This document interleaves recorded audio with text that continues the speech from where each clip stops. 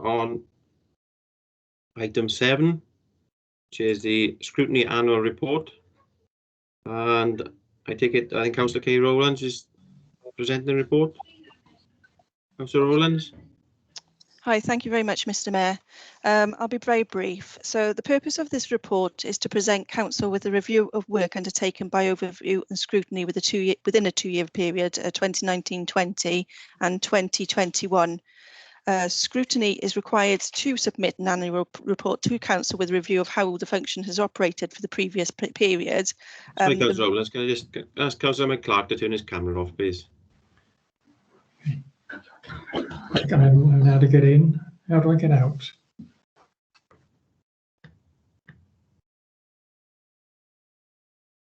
Sorry, Councillor Rowlands, just. That's okay, no problem. Right, okay, hang on. Okay, I think we're done now. Okay, thanks. Thank you. So scrutiny is required to submit an annual report to Council with a review to how the function has operated for the previous period, and the review provides an opportunity to reflect properly on how the scrutiny has operated and the challenges and outcomes. The report provides commentary on scrutiny activity for the period. The Corporate Overview and Scrutiny Committee considered and endorsed the report at its meeting on the 1st of September 21, which is attached as Appendix A for submission to the Council. Due to COVID-19, the pandemic, the report covers a two-year period and provides detail on the challenges and outcomes for scrutiny and panels for the periods, as well as identifying some areas of focus for improvement to ensure scrutiny continues to develop and achieve positive outcomes for the residents of Bridgend. So Council is recommended to note the contents of the Scrutiny Annual Report attached at Appendix A. Thank you, Councillor Rowlands. Can I have a mover and seconder, please, for the report? Happy to move the report, Mr. Mayor, and thank the chairs in particular of the different committees for their work on this. Mr. Mayor, in particular, Councillor Webster, Councillor Gifford, Councillor Green, Councillor Shaw, and Councillor Jones, as well as of course the new chairs. Second. Thank you, Leader. Thank you, Councillor Green. Seconded. All in favour of the report? Happy with that? Yep. All quiet. That sounds good. Yeah. Great. Thank you for that, Councillor Rowlands. And moving swiftly on then to item 8, the Social Services Annual Report 2021. I think Claire, is going to present the report and as a presentation as well. Claire, is that correct? Yeah, thank you very much, Mr. Mayor. I'm just going to display my screen if that's going to work. Can everybody see that? Yes. Yep. Yeah. Excellent. So thanks very much for the opportunity to present to Council this afternoon the Director of Social Services Annual Report, which covers not just 2020-21, but also 2019-20. Because it is a statutory duty to develop an annual report, and due to the early stage of the pandemic last year, the annual report for the previous year was delayed, and issues covering 2019-20 are covered off in this annual report. So it does mean that I should start by paying tribute to my predecessor, Sue Cooper, who has presented many annual reports to you as a council, and who was the statutory director for social services for most of the period that this report covers. If I just move us on through the report, if I can get my screen to work. I'm not sure why that's not moving on to the next slide. The purpose of the annual report, as you will know from all of the reports presented to you previously, is set out in statute. The format of the annual report is prescribed to directors of social services, so I do apologise that it's a lengthy report, but there are quality standards relating to the Social Services and Wellbeing Act that must be covered off in the annual report. This is the 11th such report that you have received, and I consider it one of the most important statutory duties that I have, to advise you as Council of the effectiveness of social services, and really following on from the leader's announcement, to make sure that all members are aware of both the successes, the improvements, the fantastic work that is happening, but also the key issues and risks that we face in terms of delivering what is such a key part of the Council's business. Okay, could I ask you The just to purpose of the maximise- report, though, is to... Is it possible to maximise the slide on the screen? Is that better, Mr. Mayor? Is that no, it's better? That's getting better. It's larger then, yeah. Yeah, hopefully. When I did put it on slideshow, it wasn't letting me move on, but there it is. It has now. Hopefully that's okay. You got it. Oh, okay, that's grand. So the purpose of the annual report is to provide that advice on the effectiveness. But I think it's really important that amidst all the key issues and risks that we face, that we do celebrate the success, particularly the success of our workforce, and the superhuman efforts, I think, that the leader just said in his announcement of the workforce in these most extraordinary of times, but also to celebrate the lives of people with care and support needs, whose social services and wellbeing services support. And I think you'll agree with me that some of the pictures in the annual report this year really bring the report alive in terms of the impact of doing things differently on people. I'm particularly struck by the Super Ages programme within the annual report, the pictures of the dinosaurs within the annual report, and they show you that in addition to all the challenges we face, there is real joy in what we do, and the services that we provide for people. And in addition to advising on those risks, issues and challenges, we also set out the priorities for the coming year. So I'm accompanied this afternoon by two of my colleagues, Andrew Thomas and Jackie Davis. There are apologies from Laura Kinsey, Head of Children's Services, this afternoon, and Andrew's going to take you through the next couple of slides. Andrew. Yeah, I guess this slide is a colourful slide, but it probably represents some fairly important work and how the pandemic created an opportunity for broader services across the council to contribute in supporting some of our more vulnerable people. So probably for the first time, we actually provided a bespoke support programme for some of our looked after children and our children with safeguarding concerns.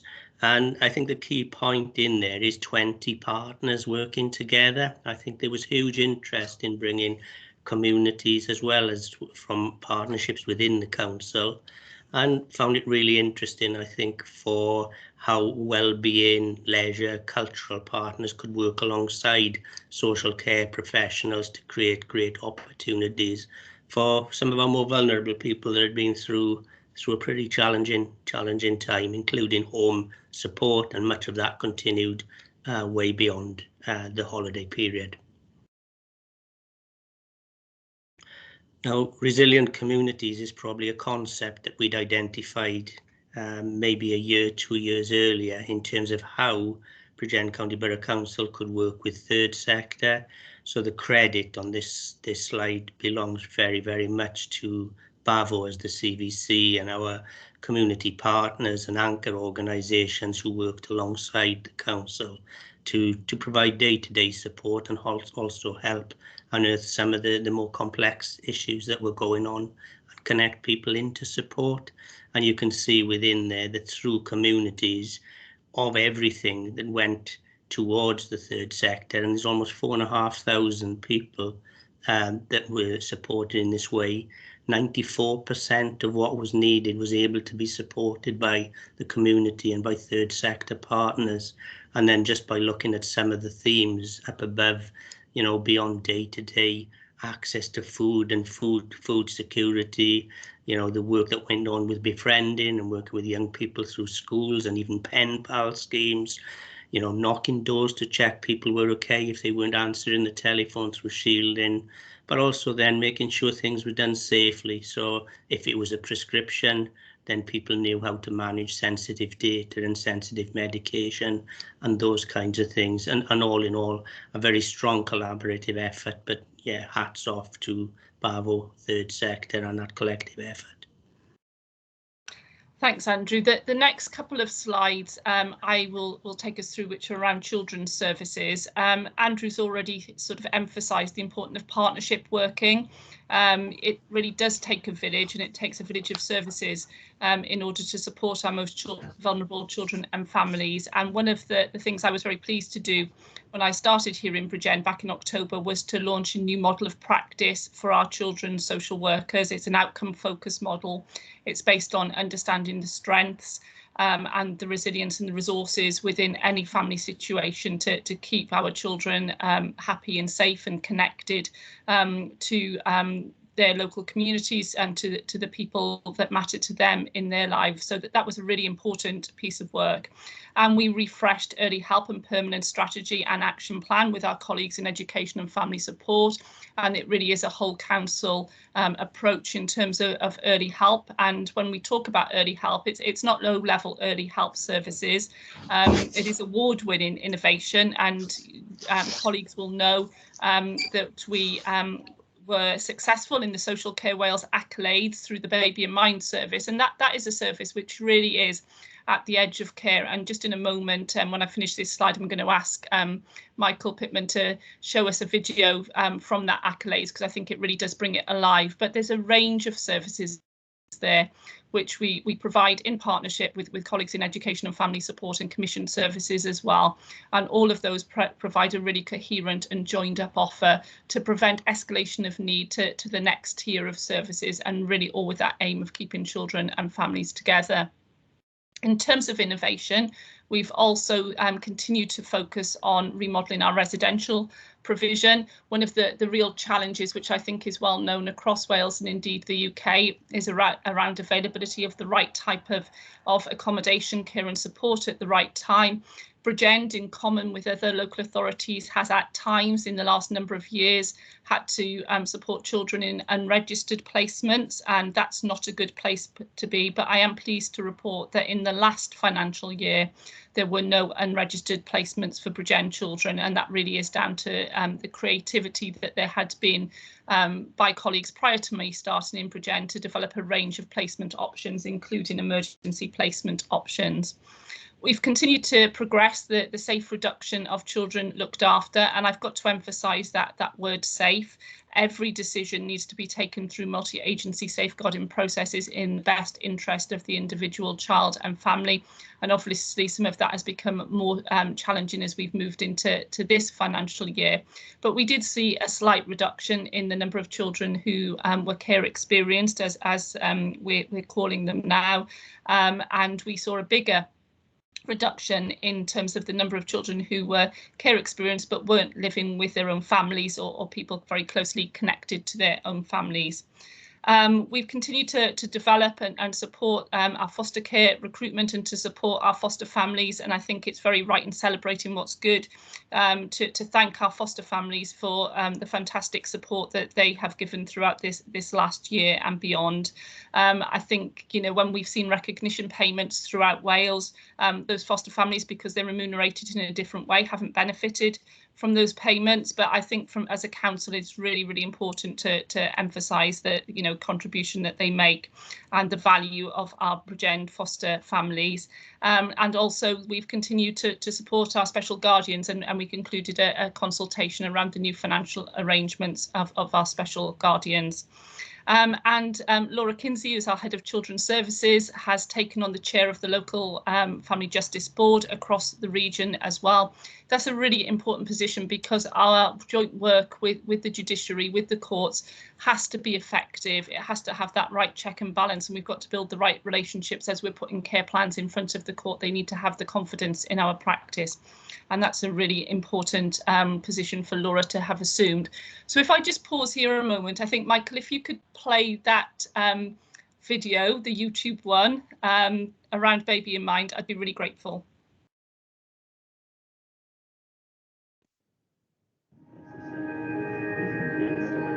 Past that one. Yeah. So the Baby in Mind project is a multi-agency team working with parents and their families to try and prevent babies coming into the care system. Myself and Dave identified there was a need for this service. We were acutely aware that Bridgend had very high numbers of babies who were made subject to care orders at birth, and we felt that there could be an alternative. So we were looking at that and thinking, how could we target some of our work and address some of the practice to try and prevent some of those babies coming into care. So we developed a Baby in Mind service, which was focused on early intervention and prevention, working with parents at that earlier stage to try and prevent the baby coming into the care system. This project is designed to work intensively with the family and with social services with the aim of keeping the family together. And the project does an amazing package of support tailor-made for individual families. Best outcome for the family is that the baby's returned home, and that our statistics show that 86% of the families that we've worked with in Bridgend have been able to keep their babies at home. It's that extra gateway towards keeping your child, and it gives families that chance to prove it, because sometimes just social services on their own can feel really daunting. It gives parents another fighting chance to be able to keep their children, and also they can they can also rely on them for anything, if any guidance in any way. They're there, and they will literally put their necks on the line to help parents, and they will help you out. Thank you, Michael. If we go back to the slides, I think that just brings hopefully alive some of the work that's happening between early help services and children's services. This next slide gives you some of the timescales and some of the performance figures from our children's services.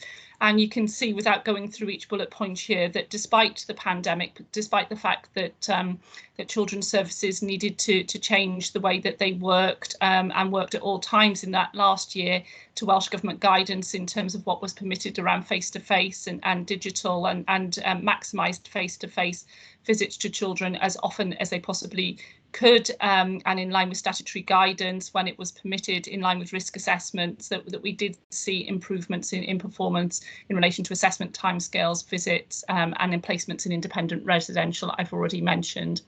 This next slide just tells you about our care experienced children population, which I've talked about on a previous slide.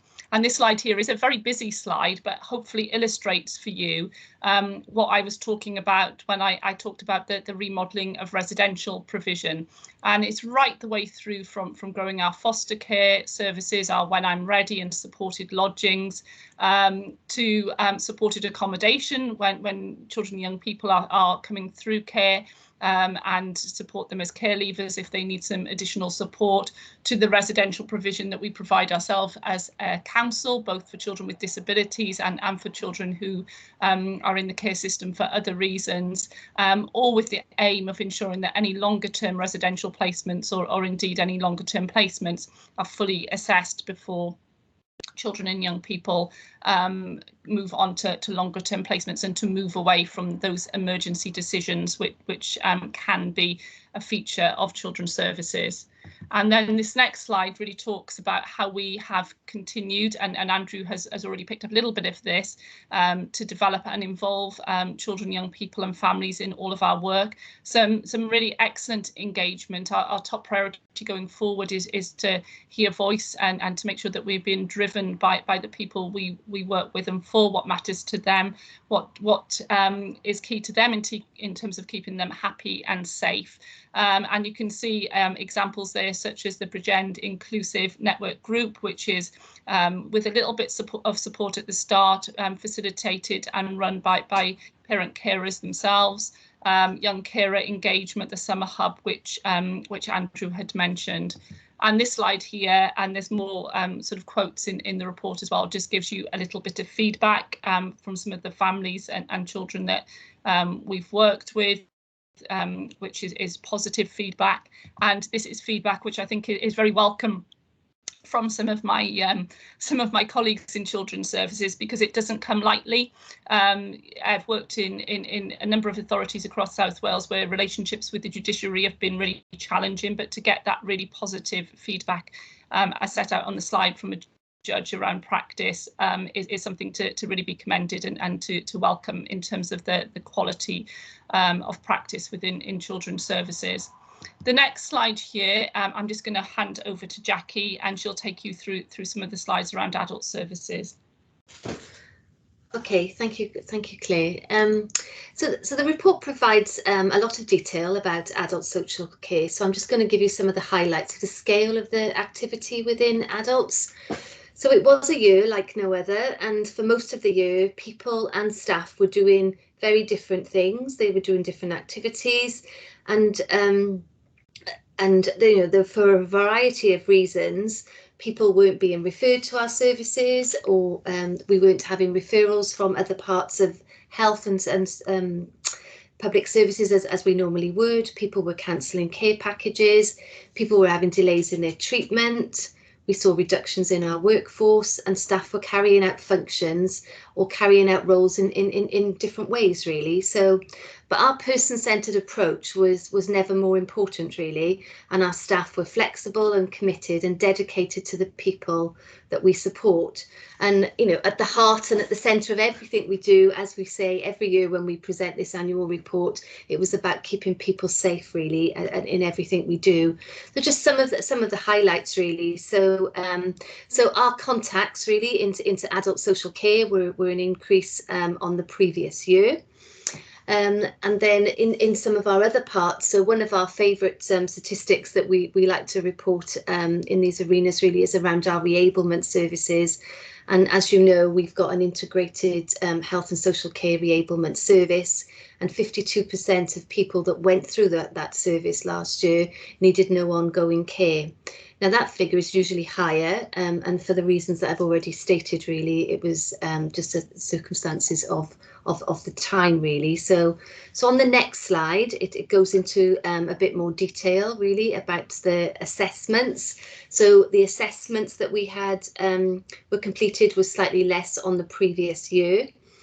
But our reviews were less as well, and that is some of the reasons I've already stated. People were doing things in a different way. We will talk about carers a bit later on in the presentation, but I suppose throughout the year, really, in adult services, we have anywhere between 2,200 people that are in our services, and at times it's up to 2,400, really. So it's quite a large operation, really.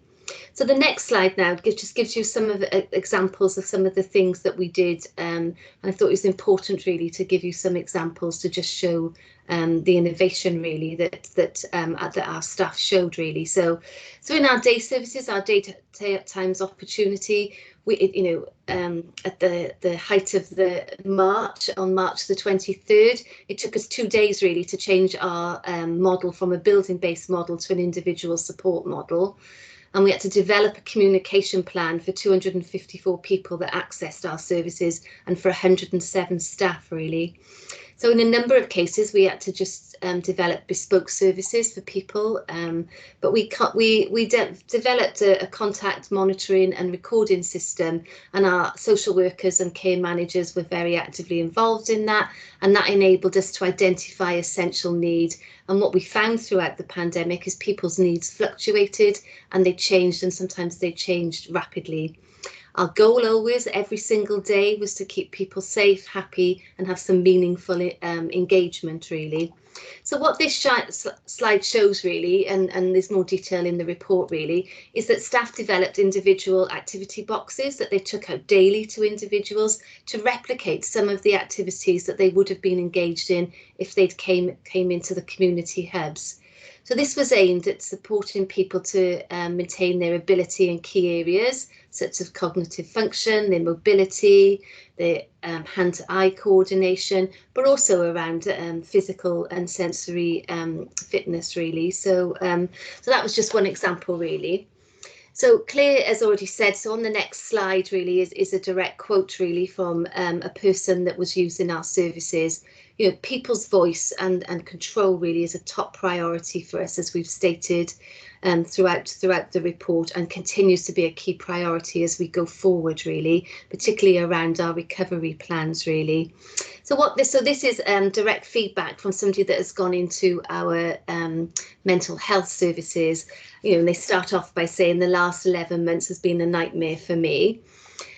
But with our support, we've supported them through the most difficult time in their lives, and without the support, they don't know where they are.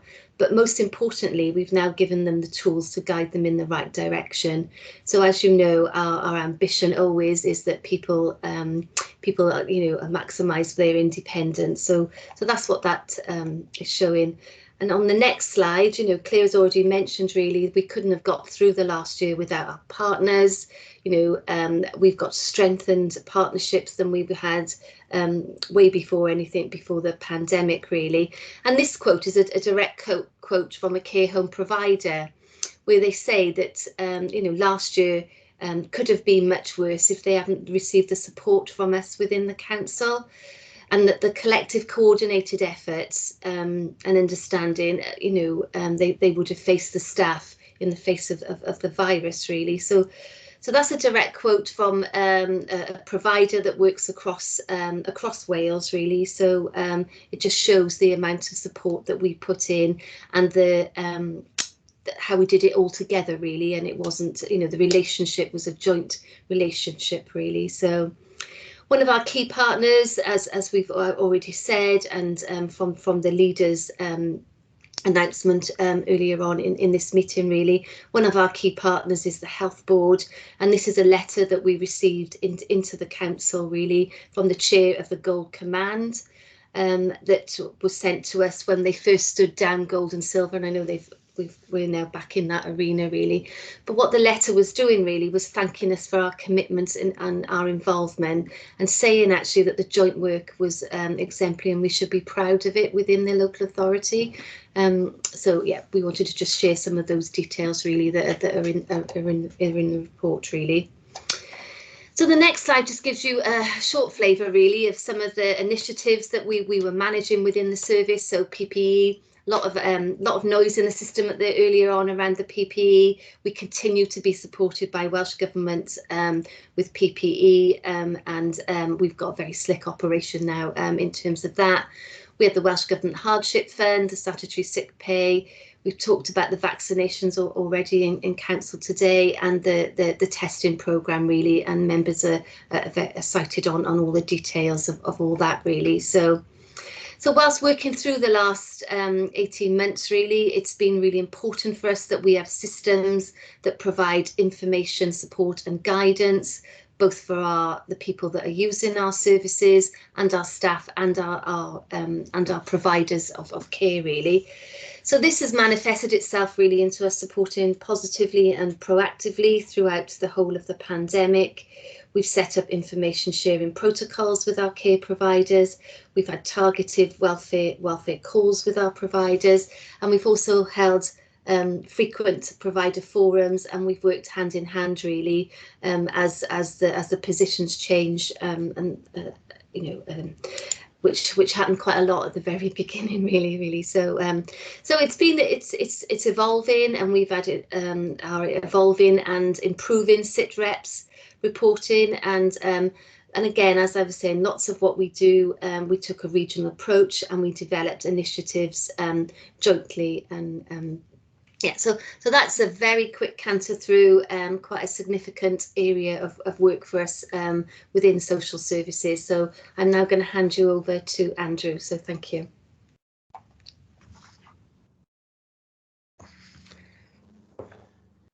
Yeah, just to clarify that, I think it's pretty well documented, the growth in people that found themselves having to provide unpaid care during the pandemic, and the need, I suppose, for services with restrictions to find ways of supporting those people. So our Carers Wellbeing Service, provided by Carers Trust South East Wales, developed modified approaches. I think one of them, which was gratefully received, was the 24-hour telephone support, and I think that took some of the anxiety away from numbers of our carers.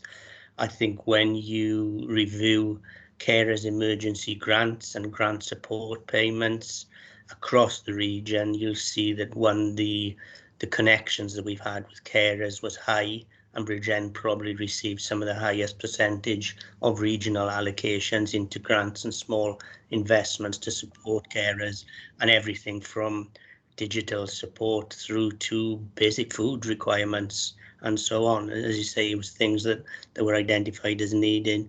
I think Councillor Spanswick, Mayor, has identified the Connecting Carers project. So I work with Wales Co-op and Digital Communities Wales, skilling people to be able to use tech for day-to-day tasks and for communication, and also then our provision of hardware and data in appropriate circumstances where it was identified as important.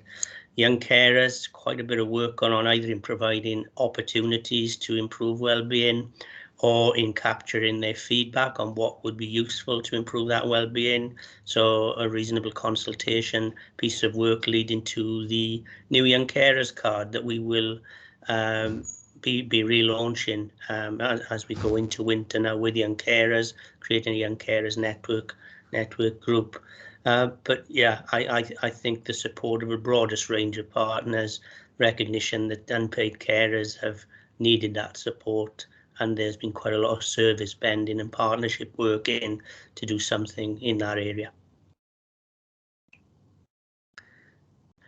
And in terms of service spending, that seamlessly takes me into some of the other things that we've run.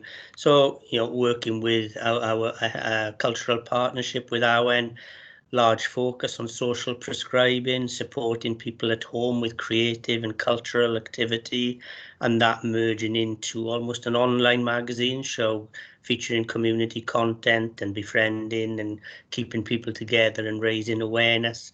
I've touched on the Connecting Carers project with Wales Co-op. You know, Feel Good for Life, our work supporting people with dementia and cognitive impairment, working with Halo. You know, that went to an online supported program to make sure the 100 people that were accessing that remained connected and supported. And similarly, the exercise referral scheme, which we've always been strong at, including chronic condition pathways, making sure those people remained in a position to access programs and support and telephone calls and even a digital offer through the Halo at Home program. So very challenging time, but also prompted quite a lot of innovation to respond to need. So if I just bring you up to date, really, last year was, as Jackie said, a year like no other, building on a lot of strengths and a lot of innovation and development and integration over many years, but in the 1920 year, which is reflected in the annual report. But as the leader said in his statement, and as hopefully the annual report is clear, the future challenges for social services and wellbeing in Wales, across the UK and in Bridgend are significant in particular areas. We're seeing an increased need for adult services. Jackie described that we've seen a bit of a dip in referrals coming through in the last year. We think that people had delayed for many reasons coming forward, but for both NHS treatments, but also for referrals into social care. We had lots of people who were shielding, who didn't want contact with people. So we're seeing a significant increase in referrals into adult services and a significant need for services, both statutory and wellbeing, and particularly domiciliary care and support at home. And as a consequence, we're also seeing of those delays, the impact of long COVID and the extended lockdown on people's physical health and deconditioning, as well as on their mental health. So our ability to meet that need is really challenging, as set out in the leader statement, and obviously one of our key priorities going forward.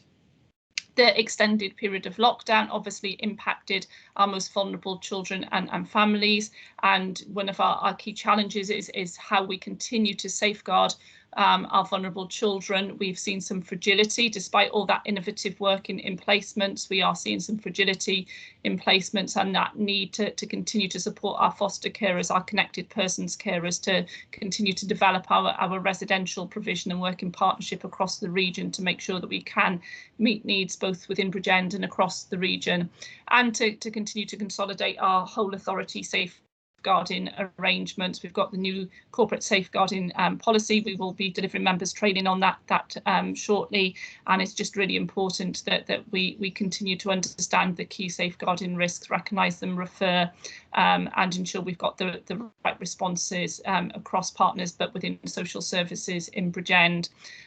We launched strength-based practice model, as I said right at the start, and in order to implement in order to implement and embed that model of practice fully, we really do need a stable service in terms of workforce in children's services, and we, again, in common with lots of parts of Wales, but we have experienced challenges in retention and recruitment, particularly in children's safeguarding teams.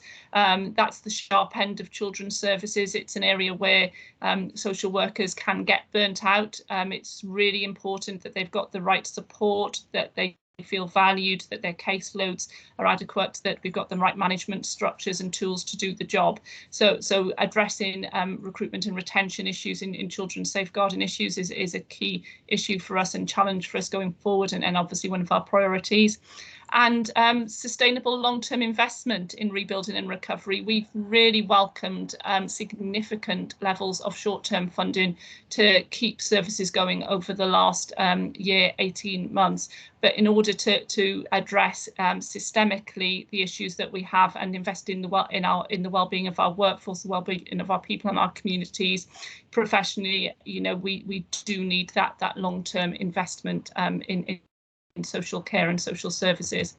So those risks and issues that we're managing, the challenges that we face, obviously lead to our priorities for this coming year, which are within the report and set out there on the slide. It's right and proper that people will always be first, and right and proper that workforce is always going to be second, because with the right workforce we can achieve anything. If we struggle to recruit the right workforce, then the ability to deliver even the most innovative models of service are challenged. So I won't read up through all of those because they're in the report, but hopefully they reflect what the analysis supports we need to focus on going forward. So to summarise, as you can see from the presentation, there's been creativity, there's been innovation, there's been sheer hard graft, and I just need to pay credit to all my colleagues, not just within social services and wellbeing, but across that whole system and partnerships in Bridgend. Safeguarding has always been central, even in public health-led pandemic. During some of the most challenging times in the last year, we merged some of the safeguarding processes with the public health processes around care homes, for example, to make sure that one wasn't trumping the other when things were so difficult. Our citizens and communities have been badly impacted. We have lost many people. We've lost people who've been known to social services for a very long time, and obviously that impacts on our workforce as well, and we are supporting each other to recover as we move through. And as again you'll see from the leader statement, we need our staff to have the time and space to recover at their own pace, but given the ongoing needs and demands, that's really challenging. So it is something that we're constantly paying attention to. COVID has exacerbated inequalities, so we can see where those increased needs are across the county borough, but our services have adapted and continued to adapt, and we're really focused now over this next 6 months on stabilisation and renewal as part of our recovery, whilst we move into the next financial year, to get from a response mode into business as usual. I think is too challenging, which is why that Welsh Government framework is so important. And workforce is critical to our success. And we're going to finish with a video, but I'm just going to finish the presentation first. We are continuing to do what matters. So Jackie shared with you in her presentation slides how we'd innovated through the activity boxes within our day opportunities early in the pandemic. This is a fantastic event which happened just a few weeks ago, which is an outdoor cinema at the Bridgend Resource Centre. It just shows you how when restrictions change, we continue to adapt and we continue to do things which matter. And everybody who works in social care and everybody who we work with are our heroes. And I know some of you within the council have been part of the Homegrown Superheroes project and programme and continue to be so. So I'll just conclude there and just ask Michael to run one final video, if I may, and this video just reinforces both what's in this report around the importance of workforce, but also the messages within the leaders' statement today and what we can all hopefully do to promote the social care sector.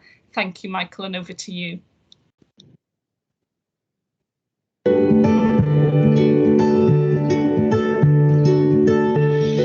before working in care, I worked 4 years in retail, built my CV up to assistant store manager before being made redundant, and then fancied a change in career path. I was a skilled labourer stroke handyman for a large construction company.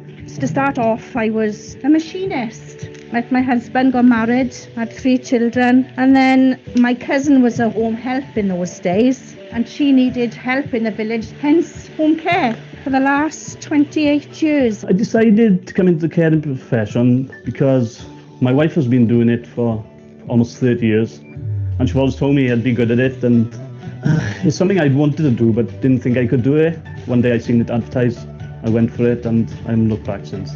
A family member very close to me became very ill. We were direct carers for her, unpaid, and then obviously I grew a passion then to help others out, so I done it as a paid role. I had some experience. I'd done some caring for my late mother and part-time care for a brother. Apart from that, I'd never been in a job-related care. I used to help look after an old gentleman, so I did have a little bit of knowledge of what we were doing back then, but you get training on the job. When I first started, I was offered training, and I've done quite a bit of training over the last 18 months of employment. Got first aid training, manual handling, stoma catheter care, dementia training, extra care schemes and stuff like that, working in homes and in independent settings. There's so much training you can have, and it's ongoing. So yeah, the training is there and available. There's amazing support from your work colleagues as well as management then, who help you go on to bigger and better things. The type of personality I believe you need to get on with people and show them the person you are as well. You've got to be honest, you've got to be trustworthy. You've got to treat people the way you want to be treated yourself, and you've got to be pleasant and polite. Easygoing, very forward, good communicator. Caring, it comes naturally to most people. If you've got it, go ahead and utilise it. What I find most rewarding is seeing the individual living independently in their own homes. At the end of the day, I get that smile. Oh, I love the care aspect of the role. I love looking after people. I love, making sure that they're okay, they're happy. What I love doing in this role is putting a smile on people's faces, making a difference to their daily lives. My advice to anybody who would like to go into home care was, like myself, give it a go. You will definitely find it rewarding. But I wouldn't have swapped this role for anything over the last 28 years. I've loved it, I've laughed, I've cried. I've been in it 18 months almost, and I love it almost every day. It's a pleasure coming into work. If you've got any thoughts of working in social care, I would say go for it. It's the best thing I've ever done. You will never look back.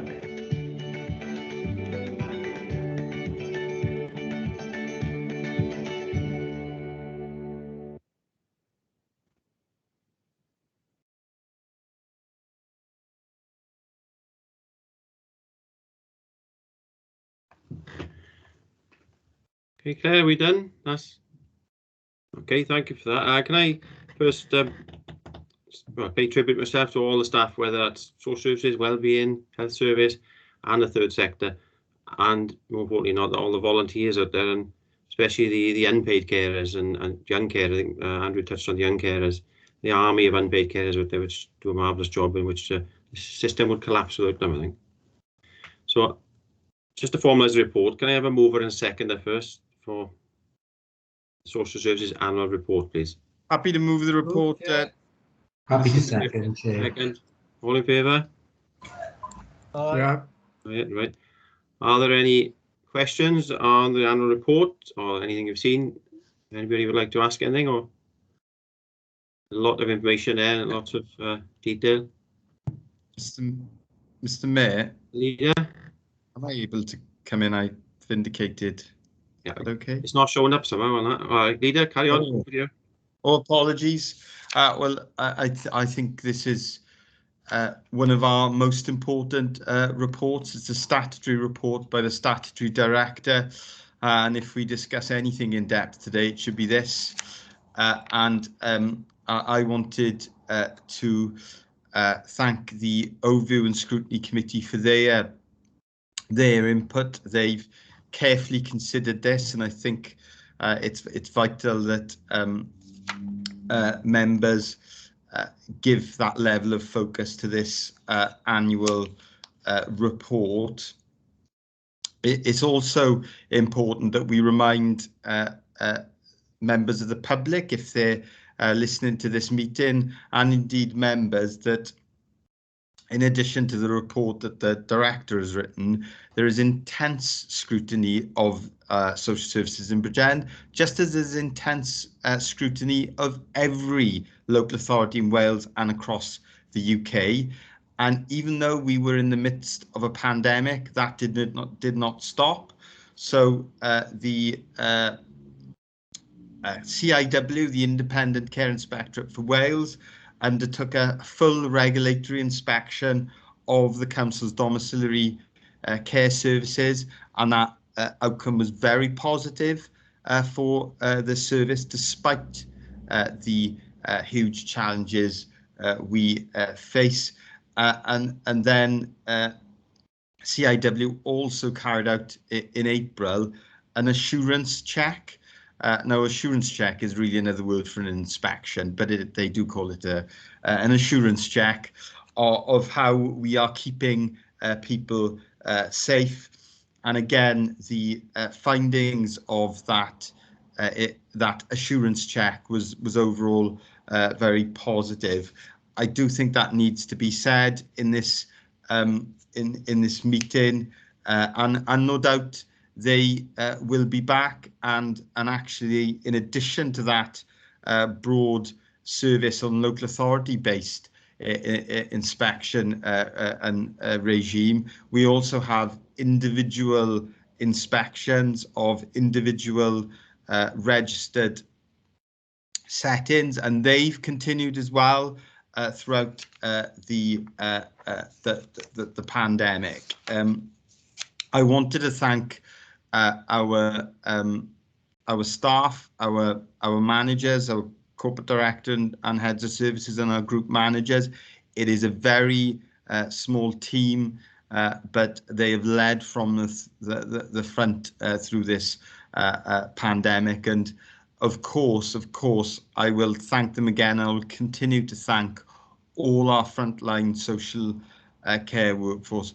And I will never forget that when this pandemic first hit this country and people were fearful for their lives and the lives of their families and loved ones, our care workers did not stop. They went out and they supported the most vulnerable when they didn't know the risks they were taking. Without exception, they carried on protecting the most vulnerable in Bridgend. And I wanted to make that point as part of this annual report, because it is something that we should never forget.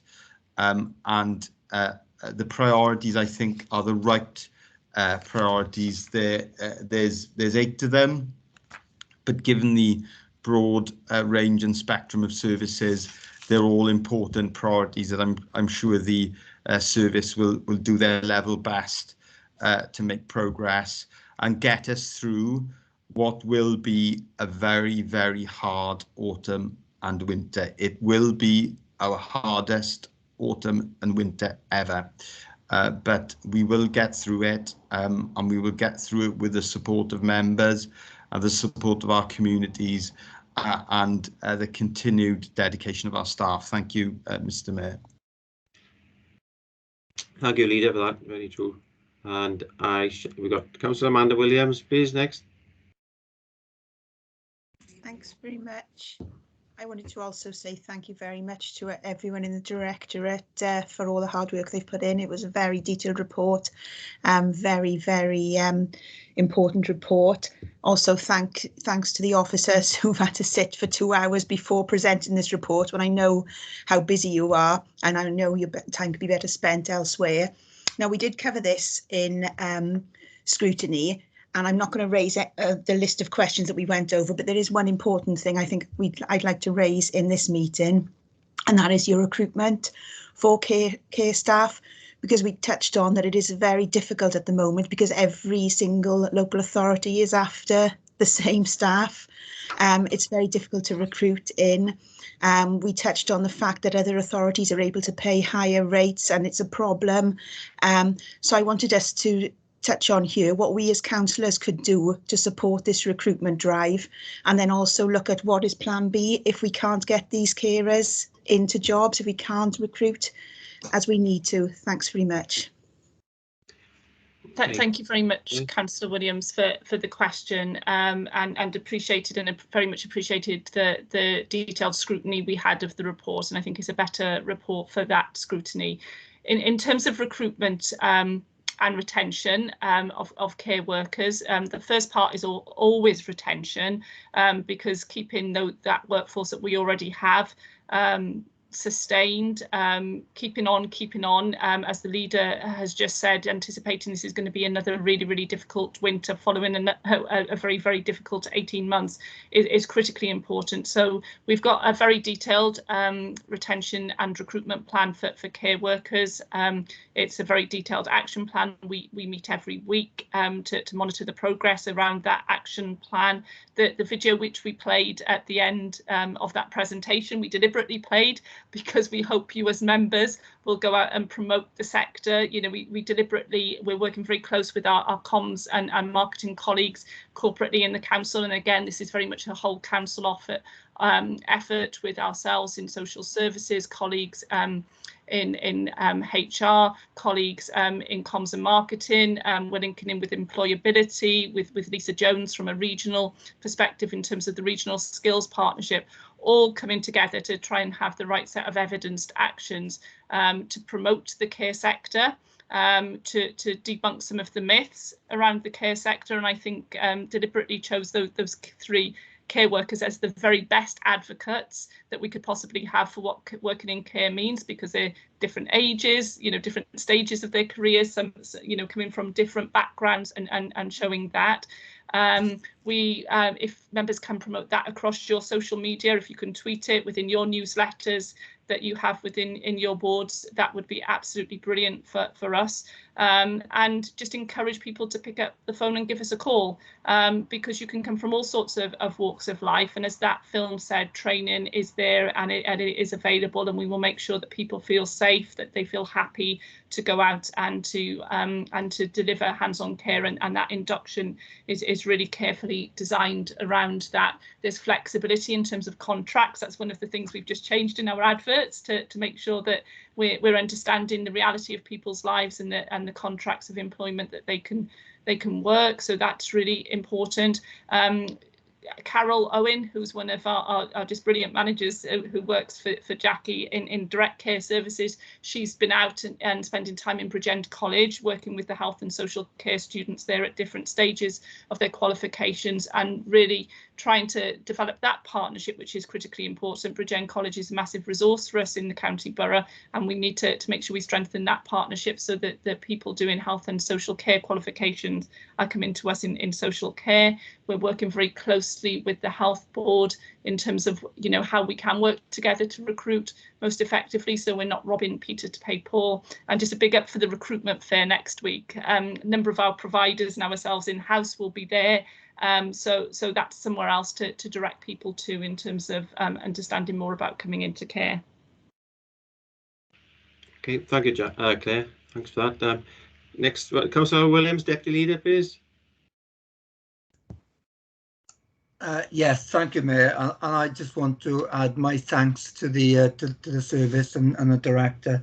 You know, the council provide many services, hundreds of services, but the way that we look after the most vulnerable people of our county borough has to be right up there as a priority for us all. And it's correct that we spend no sufficient time looking at this report. There's a huge amount of quality information in there that people need to be aware of and get out there. Now, some people do worry about litter and picking up the bins, but you know, this is a real critical service to us. It's only the council can provide this service, and I just thank the staff and the people that provide this service. You know, you do an absolutely fantastic job, and you really should be recognised for what you do. Thank you. Thank you, Deputy Leader. And we have Councillor Brady Sedgbeer next. Thank you, Mr. Mayor, and I'll apologise to begin with in case my very chatty 7-month-old tries to ask a question as well.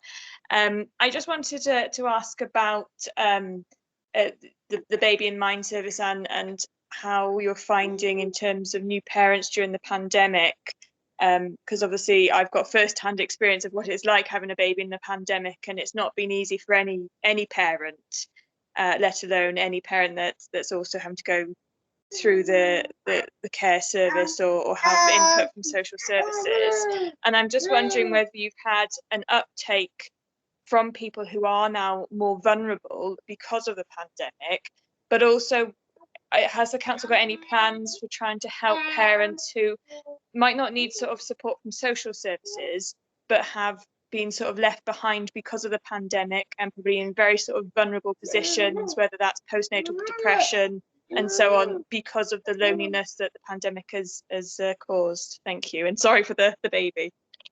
Emily has a question as well. Thank you very much for the question, Councillor. I think the Baby in Mind service is one of those that when I came into Bridgend last year, I was just blown away with, because it's not a service that exists in many other parts of Wales or indeed the UK, and that's why it won the social care accolade, because it is innovative. And I think Dave Wright, who obviously works for Lindsay in Education and Family Support Services, and Ian, who are on that video there, are really to be commended in terms of the leap of faith that they took in developing that service, which is about supporting our most vulnerable newborns and families to stay together with really intensive support for that period of time, and to support them outside of social services. And I think that's a really important point that was made in that video, that sometimes there can be stigma in terms of social services. So the more support we can put into our early help services to support children and families, the better. We are seeing a little increase at the moment, and there would always be small numbers, but of those more expensive and intensive mother and baby residential placements where the needs are just too high for us to be able to support. And we want to keep mum and baby together, but we're having to make a residential arrangement for that for a short period of time, but always with the aim of stepping down as soon as we can.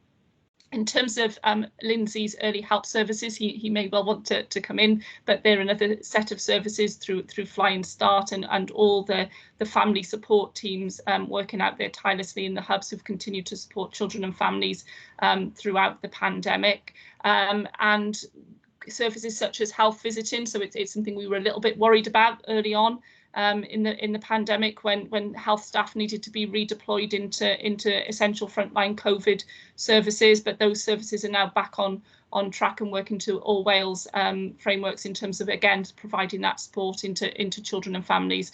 But I think as we move forward, we're going to be continuing to review how we can get in earlier, how we can work pre-birth in that first 1,000 days, as it's called, with, and public health talk about, where you can make maximum impact in terms of children and families' lives by really starting there. And so just big shout out to everybody in early help, and particularly Flying Start services around that. Okay, thank you, Claire. We don't have any further questions from members now, so I take it everybody's had the opportunity to ask a question. We've had a lot of information there. And I'd like to say again a big massive thank you to yourself, Claire and Jackie and Andrew today for just presenting the report, but also all the teams and everybody behind you all. And long may it continue. But I think now we'll bring this item to a close, because we have got still a few items to deal with. Thank you for your time. We'll be here till 9 o'clock tonight. No, we won't. So, yeah, thanks for that. And we've been moving a second and take everybody's had a chance to ask the question. Thank you. So we'll now move on to item 9, the representation of Magistrates courts. I think that's Kelly taking that one. That's myself, actually. Mark, right? Okay, Mark, over to you, Chief. Thank you, Mr. Mayor. I'm hoping this is a simple and self-explanatory report. It's just seeking really the authority from council for more than one officer to attend court in respect of recovering council tax and NNDR.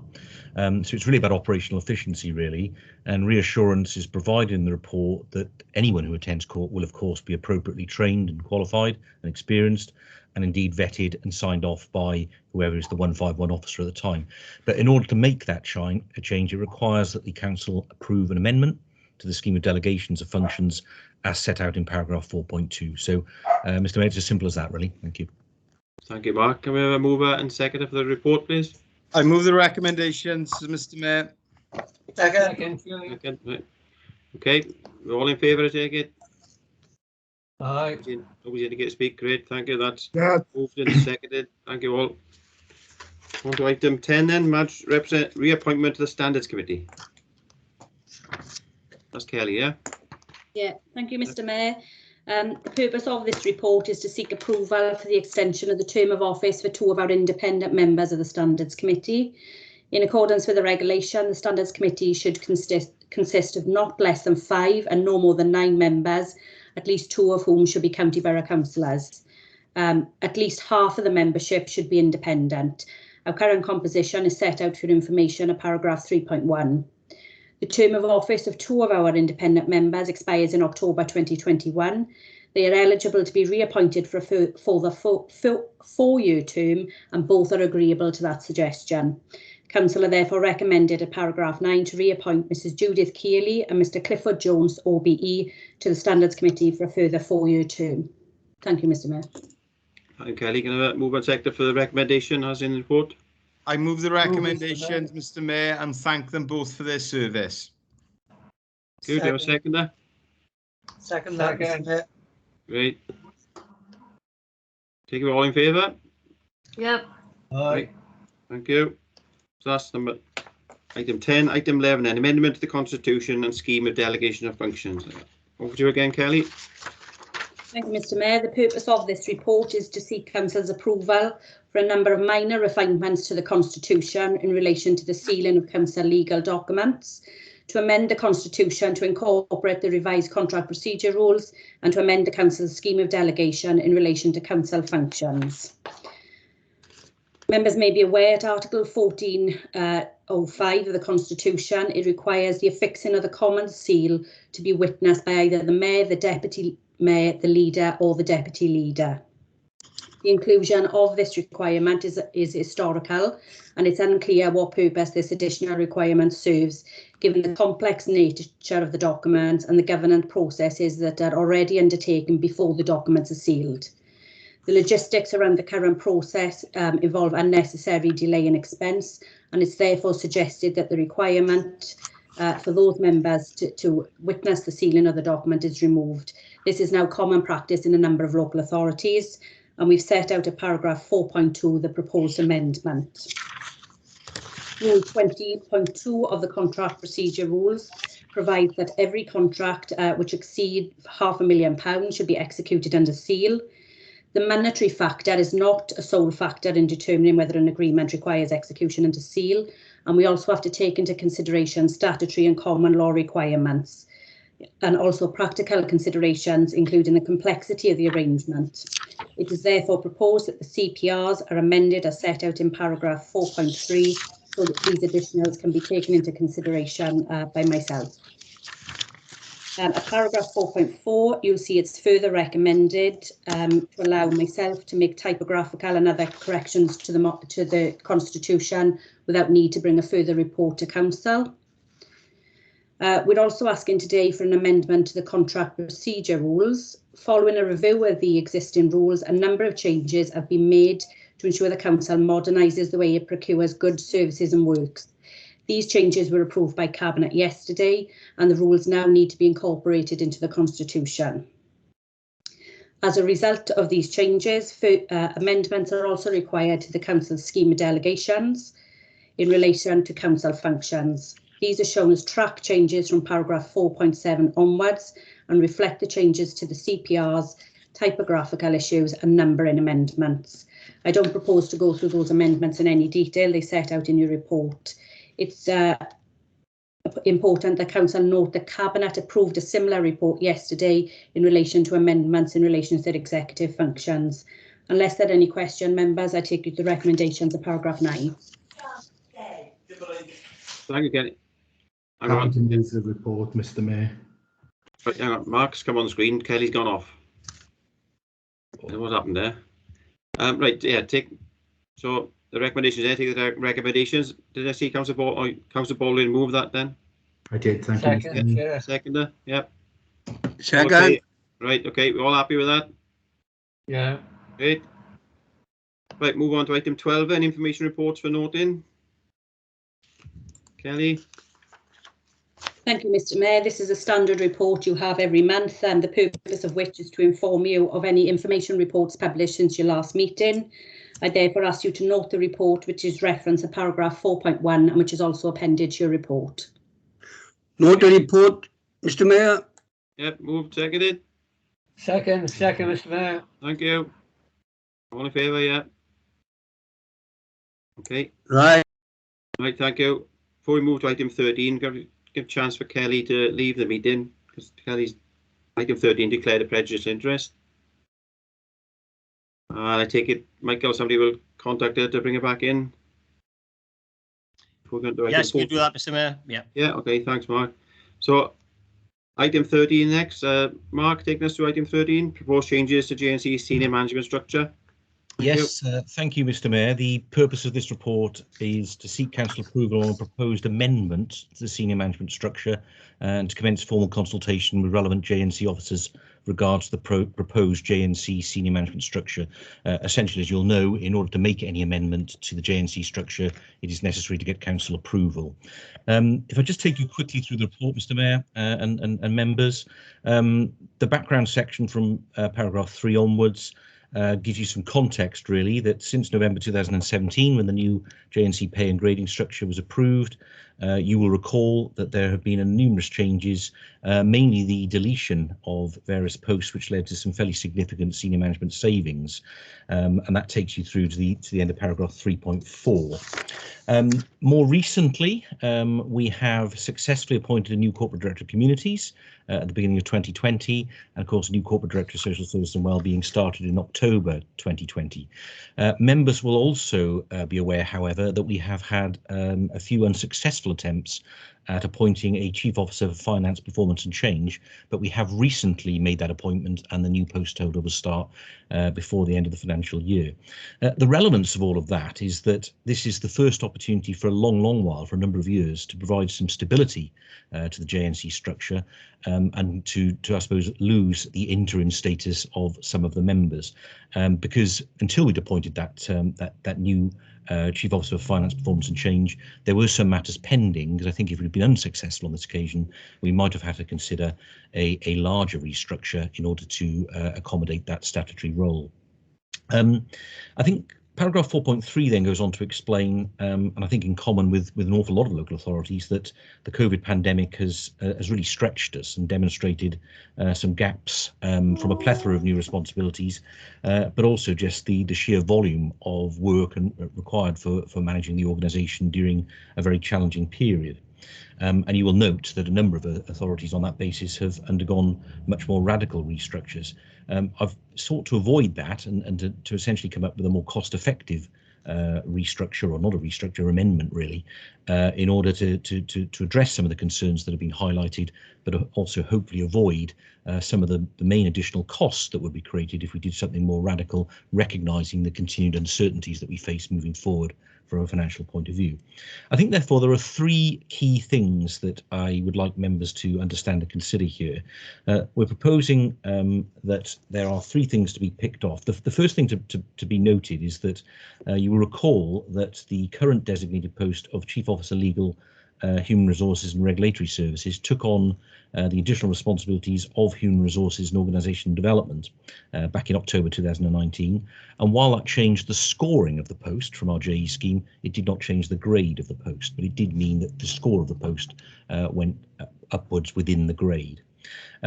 Since then, and you can see the current portfolio of the post holder is listed in 4.5, the post holder has also taken on a quite significant role, initially on the back of the COVID pandemic, but a significant role with additional responsibilities with regard to representing the council on multi-agency regional strategic oversight group, and also working with CUMTAF in terms of direct responses to the pandemic, with things like TTP, the organisation of the vaccination programme, and of course the increased enforcement that's required on the back of it. I think what we've recognised, though, is that actually this is not just a role that is required during the pandemic. It'll also be one that will be required in an endemic phase, because actually all local authorities need to be represented in these multi-agency groups and have the authority to take decisions on the council's behalf moving forward with regard to matters of danger or public safety. And of course, that requires also close liaison with the emergency planning team. So we're proposing that those arrangements that were essentially temporary are also now brought into the remit of the post holder. And then finally, and certainly group leaders will recognise some of this from my appraisal last year. There's been a concern for a while about how do we best support corporate management board in particular, but chief officers generally, in terms of responding to a lot of the work that has come our way, certainly from Welsh Government in terms of new legislation, but also in terms, as I described earlier, the plethora of new responsibilities and transformational programmes that are required to be carried out.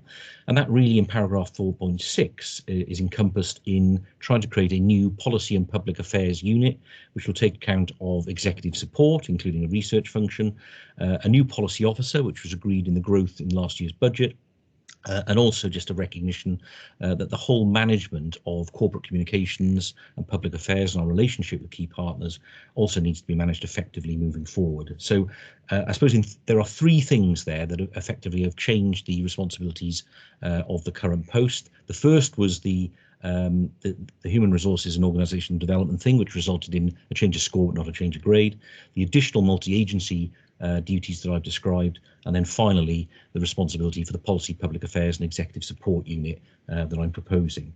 All of that means that the current post of Chief Officer Legal, Human Resources and Regulatory Services I'm proposing will be redesignated as Chief Officer Legal, Regulatory Services, Human Resources and Corporate Policy. It's a very catchy title, as you can tell, but it does what it says on the tin.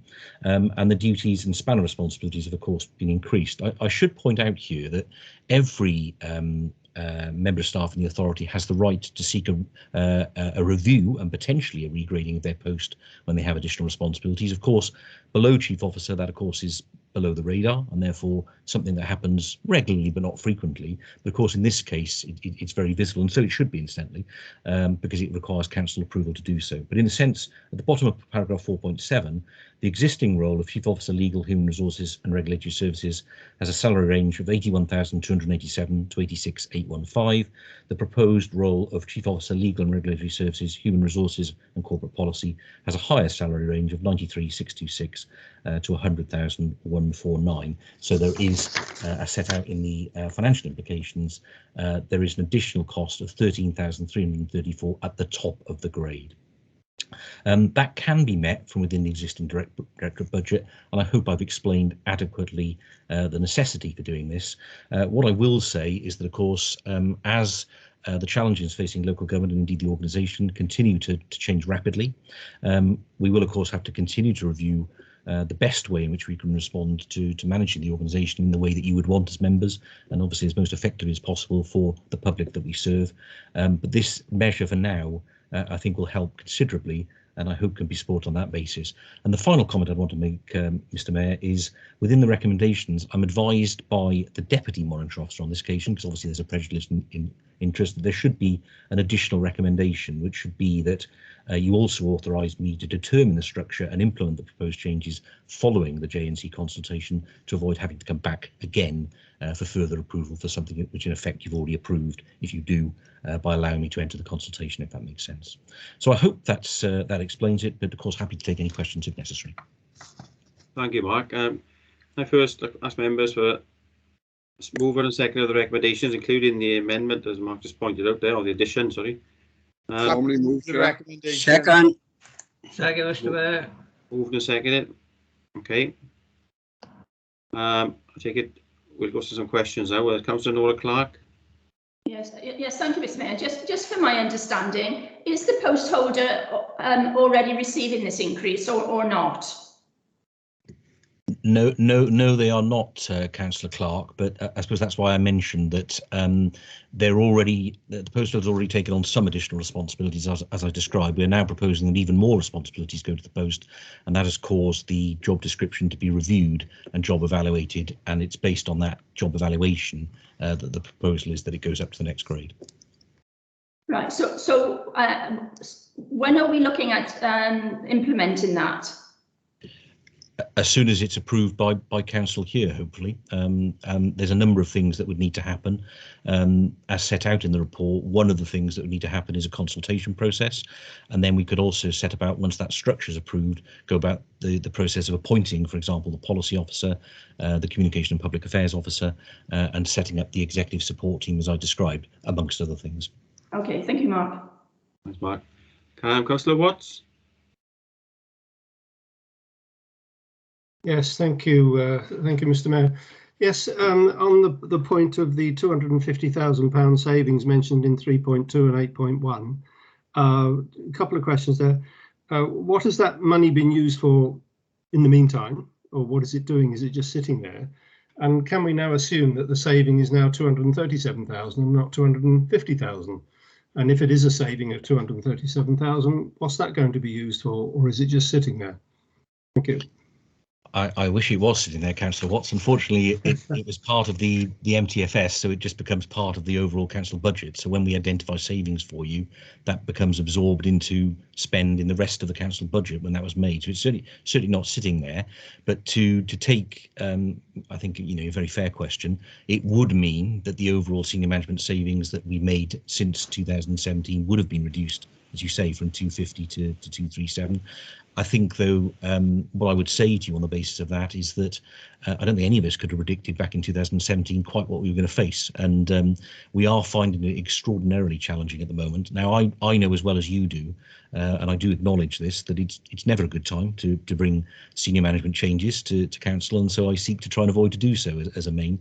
But in this particular case, there are genuine additional responsibilities that need to be managed in the appropriate way, and the authority needs to be kept safe and have the appropriate resource to ensure that we can be an effective organisation moving forward. So yes, it does reduce that overall saving, but I do hope that you can see the justification for it. Thank you, Chief Executive. Thank you, Mayor. Thank you, Mark. Okay, next is Councillor Tim Thomas. Yeah, thanks, Mr. Mayor. Sorry, I got kicked out of the meeting then by accident. So this question may have been answered. I'm just looking at the policy and public affairs team. Could you just give me a little bit more detail on that, Mark? How many posts is that going to create? And have you got any draft job descriptions on that? Because it's a little bit difficult to justify it without having a greater understanding of the specifics of the posts, really. Yes, thank you, Councillor Thomas. To be clear, we're not asking you to approve the policy and public affairs post. That's within my gift anyway. We're asking you to approve the increase in the salary of the chief officer post, which is within your gift. So no, there aren't formal job descriptions, because unless this is agreed, then in the sense that we'd have to potentially look at some alternatives. But if I give you some help, the policy officer is essentially going to assist and lead on corporate policy. You will note, for example, there's a whole range of things that come out of Welsh Government on a regular basis. So to give you an example, in the last 6 months or so, we've had something around socio-economic policy, we've had something around corporate joint committees, but it's endless, really, the number of things that come out, and we need someone at a reasonably senior level to deal with. In terms of the corporate communications and public affairs post, there has been someone actually seconded from the communications team fulfilling that role. Again, we're trying to do that at no cost, so that would be potentially someone shifting role from an existing post elsewhere in the communications team. And again, in terms of executive support, there will likely to be one new post, but again, it's really about just creating a better, more coherent support mechanism for corporate management board members to ensure that we can prioritise work and we can do the work in an effective way for the organisation that, again, as you can imagine, is unremitting, really, but it requires appropriate support so that the chief officers can spend their time doing the right things and doing the things that we're paid to do effectively. Thank you, Mark. Deputy Leader, Councillor Howard Williams. Yeah, thank you, Mr. Mayor. And I just want to pick up on the point that Councillor Ken Watts just made, and it's around the terminology of the use of the word savings. And I think that was that is how things can get confusing. And I know this was picked up at Cabinet yesterday. It is actually a reduction in budget, or it's a cut to the budget, because a saving does imply that money has been saved and set aside for an alternative use. But obviously that's not the case here. The overall budget has been reduced. It has been cut, and that is there then to support our MTFS budget. So yeah, we will sort of try and correct that in future and term these reductions as appropriately. Okay, thank you, Deputy Leader. There's no further indications for me to speak. It's been moved and seconded. We're all in favour, I take it? Right. Aye. You're no different. I think we're all in favour, and we progress to the next report. Okay. Before we do that, we need to arrange to bring Kelly back into the meeting, please. Before we move on to item 14. Yes, requested Kelly to come back in, Mr. Mayor. Thank you. Okay, thanks, Mark. So, item 14, we have questions, 2 questions for the council. The first one from Councillor Altaf Hussain. I take it another member of his group will be putting the question, or do you put the supplementaries, or can I ask who that is, please?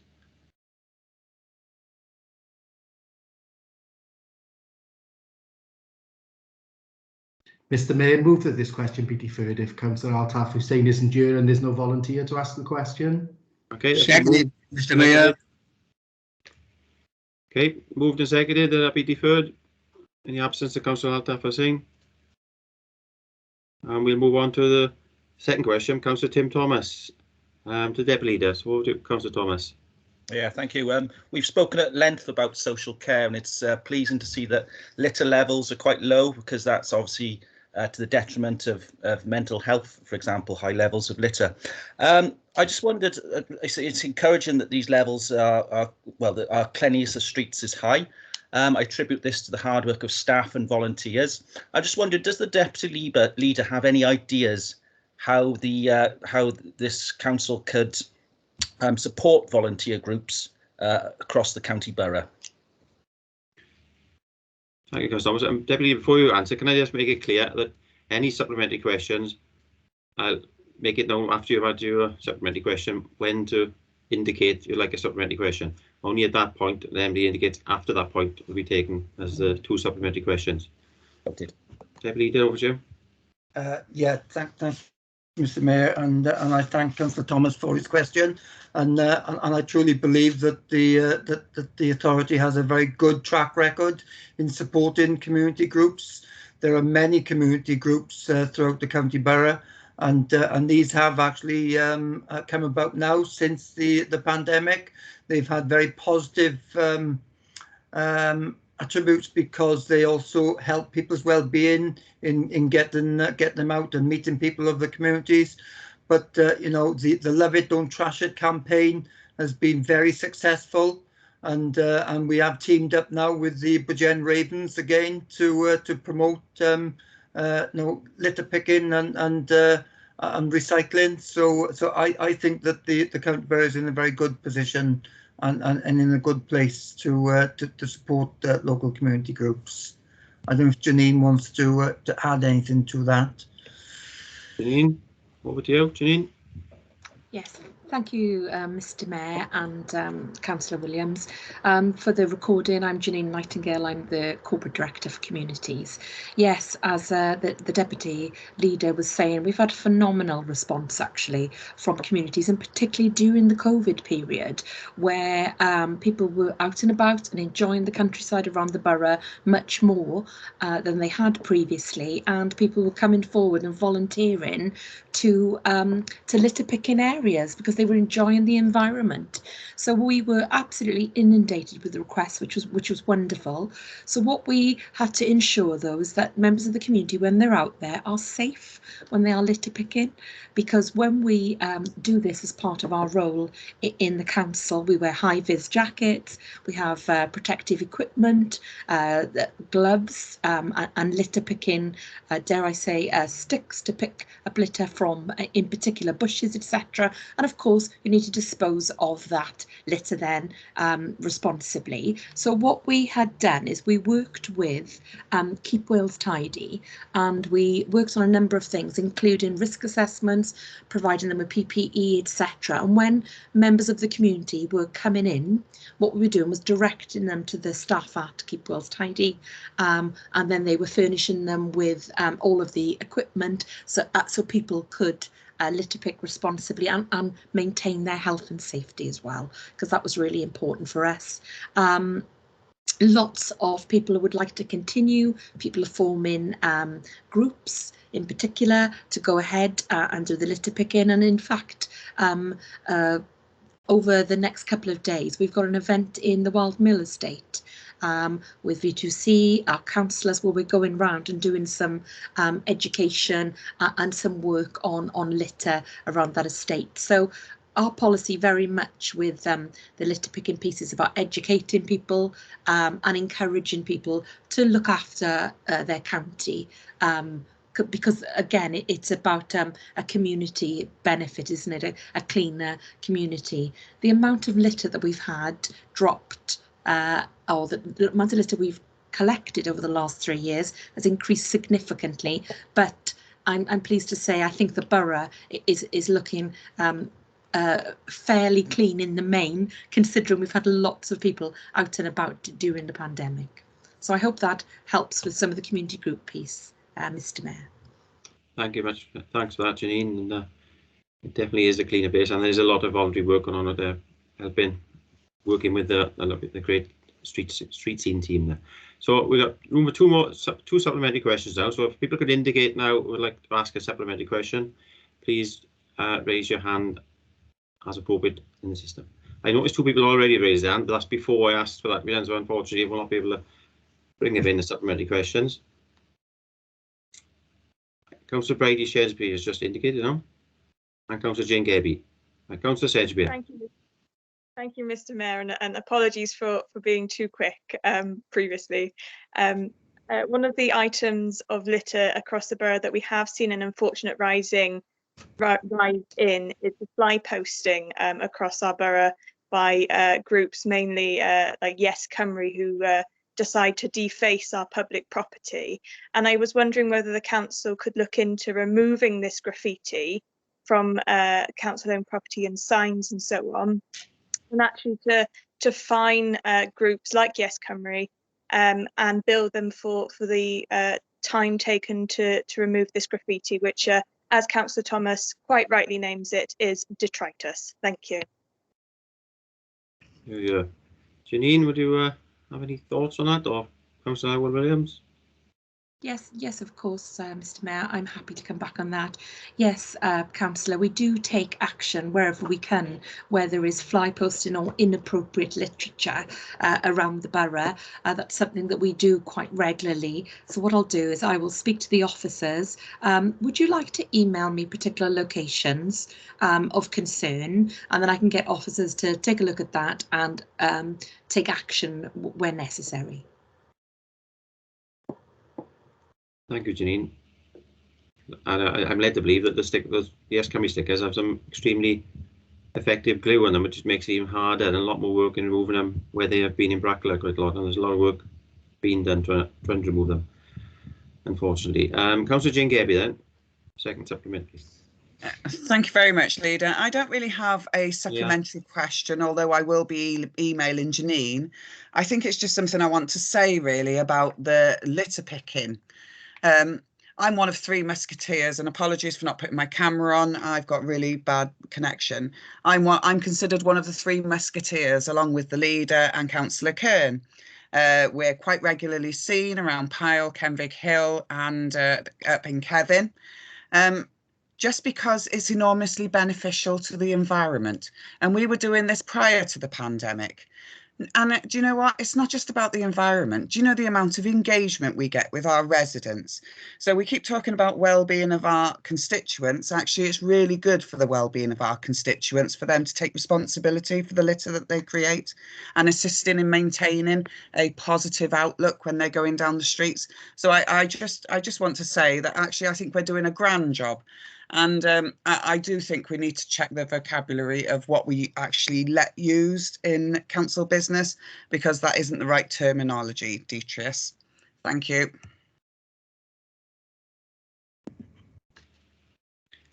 Thank you, Councillor Gabby. There's deleterious material is one item. Right. I think we are dealt with that item now. Thank you all. And we shall now move on to item 15. Notes of motion proposed by Councillor Ross Pennell Thomas. Councillor Thomas, would you like to put forward a motion? Yeah, thank you, Mr. Mayor. Can I crave your indulgence? Do you want me to speak to the motion now, or does it need seconding before I? I need seconding first. I formally second, Mr. Mayor.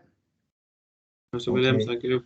Yeah, thanks, Mr. Mayor. Look, I can see the time, so it's not my intention to speak at length on this, but I do want to share my remarks with council. It's a fairly straightforward motion in what it looks to propose. In Wales, Mr. Mayor, more children in poverty miss out on free school meals compared to England, Scotland and Northern Ireland. That figure stands at 55,000 children. That's 42% of school-aged children who are in poverty in Wales and missing out on a school lunch. The income threshold here in Wales for free school meals is 7,400. I can't fathom that any elected member of this authority might believe that 7,400 is a significant sum of money when considered as an annual household income. In Northern Ireland, that threshold is almost double at 14,000. Moreover, Mr. Mayor, the current criteria is prohibitive to families who literally have nothing, people with no recourse to public funds, such as those seeking asylum in the UK, who are effectively destitute on arrival while their immigration status is determined. Jam sandwiches, Mr. Mayor. Some children are eating lunch at school that consists of solely jam sandwiches. In the 5th richest country in the world, that cannot be right or justifiable.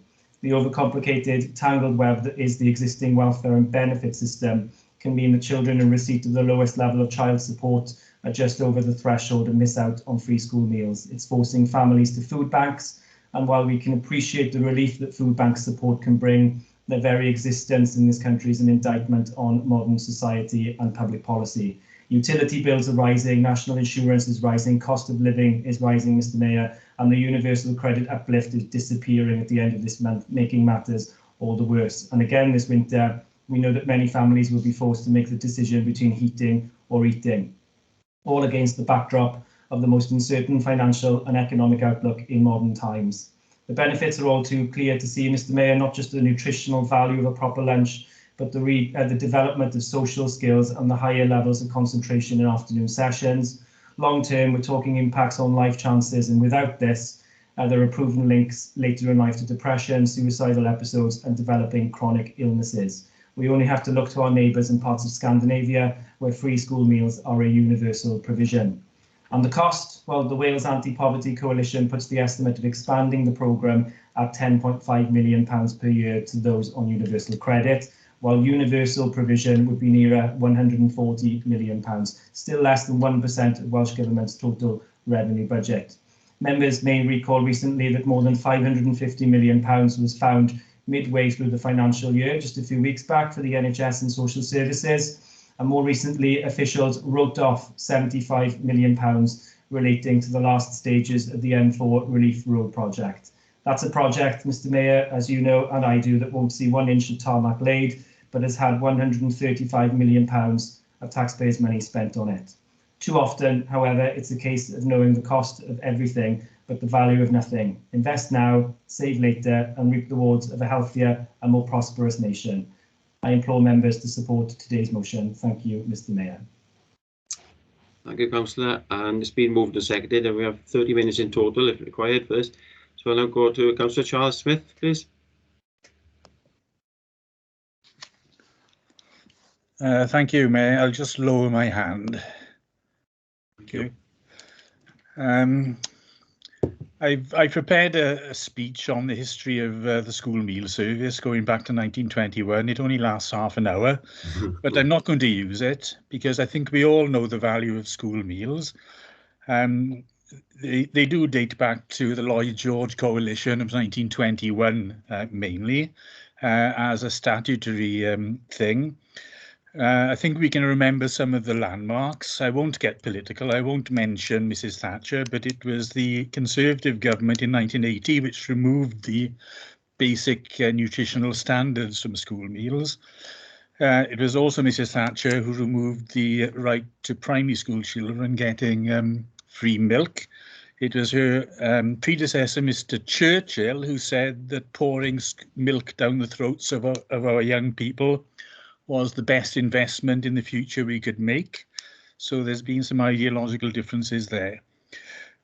It was the Labour government in 2001 who put the basic nutritional requirements back into the school meals. And there have been various attempts, and I would call them gimmicks, by Jamie Oliver and others to do this and that with the school meals since. But during the pandemic, as Councillor Penhale-Thomas has pointed out, we've really valued school meals, and we know in times of austerity how important free school meals are to those eligible for them. I don't think I can find anything in this motion that I can quarrel with as an aspiration, remembering that to do some of these things takes resources, and some of the councillors who would vote for this might in the past have queried levels of council tax and levels of taxation, or even gone into elections advocating lower taxation. Lower taxation wouldn't be helpful for this. What we need for this sort of thing is progressive taxation based on the ability to pay. And recent experience, very recent experience, tells us that the UK government doesn't stick to that particular principle. So apart from some details, I propose to colleagues here that we accept this motion and take it on board. It's very timely because the Welsh Parliament and the Welsh Government, as we speak, are reviewing their criteria for free school meals. It's also extremely timely because later this evening, the UK Parliament will vote on the proposal to make the £20 uplift to universal credit permanent. So councillors who support this motion, I hope, will have also already, like I have, written to their MP asking them to vote in the proper manner for this item tonight. It would be very inconsistent to support this motion this afternoon and as political animals not do that. So as soon as you can, I hope every councillor here who supports this motion will get onto their email and send an email either to Dr. Wallace or to Chris, as whether you live in Ogmore or Bridgend as appropriate, and ask those MPs to vote correctly, to vote the right way, and to let their constituents know what way they voted. But apart from, I'm not going to wander off anymore. Just thank Councillor Penhale-Thomas for this very timely motion. Thank you, Mr. Mayor. Thank you, Councillor Smith. We have the next speaker is Councillor Alex Williams. Thanks very much, Mr. Mayor, and I'd like to thank Councillor Penhale-Thomas and Councillor Smith for their contributions so far. And as a co-signatory to this motion, I'd like to indicate the support of all members of the Independent Alliance Group, and I'm sure we'll do as Councillor Smith suggests in writing to our members of Parliament. I'm sure that all members would agree with the motion's laudable aims, both in recognising the achievements which the Welsh Government has made to date, including free breakfast clubs and during the very difficult COVID pandemic, but also in calling on them to go further in introducing universal free school meals, which would ensure that all children living below the poverty line don't go hungry and in turn improve educational attainment. Of course, there are many factors which influence educational attainment, but one is hunger, and it is one in which government at all levels can address. Indeed, the last Welsh Labour manifesto rightly said that it, and I quote, "It is unacceptable in a modern society that children still go hungry." So therefore, it's blatantly clear to me that if the eligibility criteria were extended to include all children from families in receipt of universal credit or the equivalent, and families with no recourse to public funds, this situation would largely be resolved. Furthermore, I agree that a cost-benefit analysis should be conducted into the universal provision of free school meals, and by doing this, the perception that there is a stigma to receiving free school meals could also be minimised. We as a council could start by doing a cost-benefit analysis of what it would cost us as a local authority to provide free school meals to all school-aged children in BCBC, and then lobby the Welsh Government for further funding to provide this from central government funds. And also I would suggest that more could be done by our local authority in identifying the families and show them that there is a way to get confidential support if they are reticent to apply for free school meals, because of the perceived stigma attached to it. Perhaps it's time for a new campaign to get as many eligible people as possible to take up free school meals. Finally, as members will know, the Manchester United footballer Marcus Rashford has been a very high-profile advocate for the provision of free school meals and has urged the UK government to keep the £20 universal credit uplift to prevent thousands of children from going hungry. Even some MPs on the Tory benches are pressing the Prime Minister to retain the universal credit uplift introduced during the pandemic. So I hope that Welsh Conservative councillors in this local authority can also support this motion today. It is time that we as community leaders in Bridgend took a more active stance to lobby senior politicians in both Cardiff Bay and Westminster to bring about national policy change and end the scandal of child food poverty. So I urge all members to support Councillor Penhales-Thomas' motion today. I formally second the motion, Mr. Mayor. Thank you, Councillor Williams. And I don't see any further indication of speaker. There was Councillor Tim Thomas, but I think he's okay now. And there's, oh, hang on, we've got Councillor Richard Young. Councillor Young? Yes, thank you, Mr. Mayor. Sorry, I was just making sure that everybody could hear me, and now I'm putting my hand down.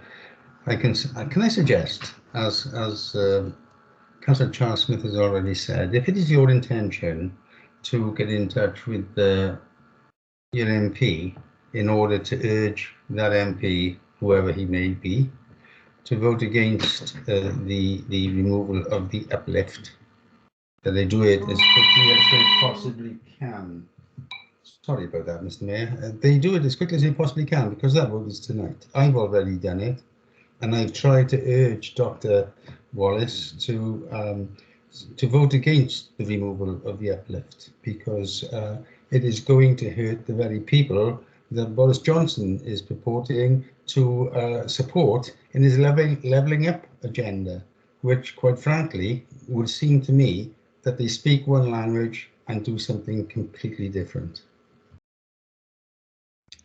Thank you, Councillor Young. Councillor Brady Sedgbeer. Thank you, Mr. Mayor. Firstly, can I declare an interest in the fact that I think it's just a personal interest that obviously my husband is Chris Elmer MP, but that obviously does not stop me lobbying him frequently and often on matters that I find of importance, and he definitely will be voting not to remove the £20 uplift. Good.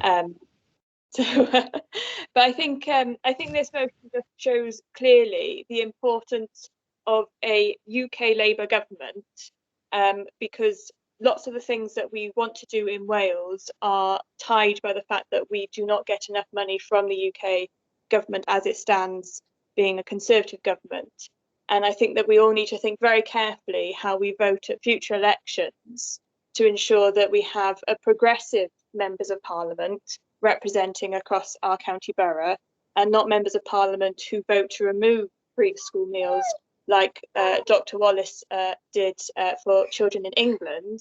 And thankfully they have been protected by the Welsh Labour government in Cardiff. So again, I would just like to urge all members to think very carefully of how they vote in future, because the only way we're going to get more things for Wales is by having a progressive Labour government in both the UK and Welsh government. Thank you, Councillor Sedgbeer. And there are no further indications for anybody to speak on this matter. We haven't used up the time allocated, but that's not a problem. I take it all members present today, and I hope even those not present, fully support this motion. There's nobody indicating that they're against the motion. Against. Sorry? Against. Who's speaking? Tom Gifford. Oh, we had apologies. Yeah, we didn't know he was in the meeting. Yeah, Councillor sorry. Gifford, Councillor Gifford's voting against the motion. Yeah, there's a number of us will be voting against. So. Right. Well, can I ask? And there's people indicating to speak now. Councillor Kay Rowlands. Just to say I'd be against it as well. Point of order, Mayor. It might expedite matters if we just take names of people voting against now. Yeah, I think if there's no further people want to speak. Councillor Alcroom, do you want to speak? Well, you've had the opportunity to speak. Councillor Williams, so if there's no further... Yeah, I was just going to support Councillor Smith in saying that I would like a recorded vote, but it may expedite matters if you just take those who are against. Okay. Kelly, do we need to have a vote on a recorded vote? Or can we just go straight to a recorded vote? Kelly, advice, please? I think we can go straight to a recorded vote.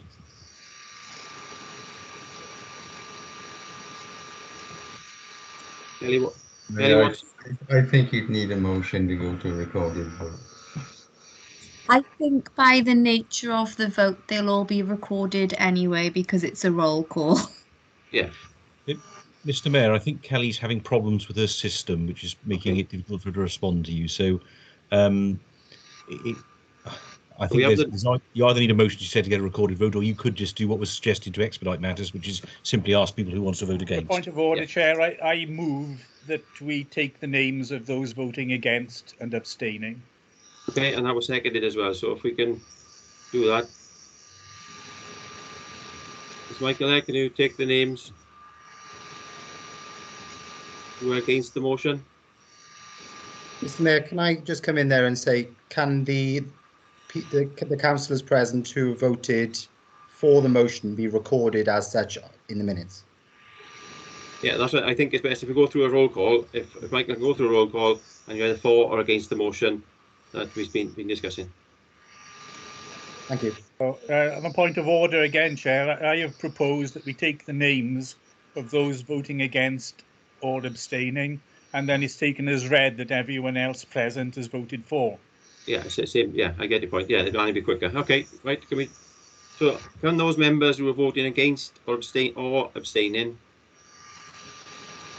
Could I suggest something, Mr. Mayor? Those who are abstaining or against, could they just press the hands up button and I can log who's that? So that's Councillor Gifford, Councillor Rowlands, Councillor Vidal.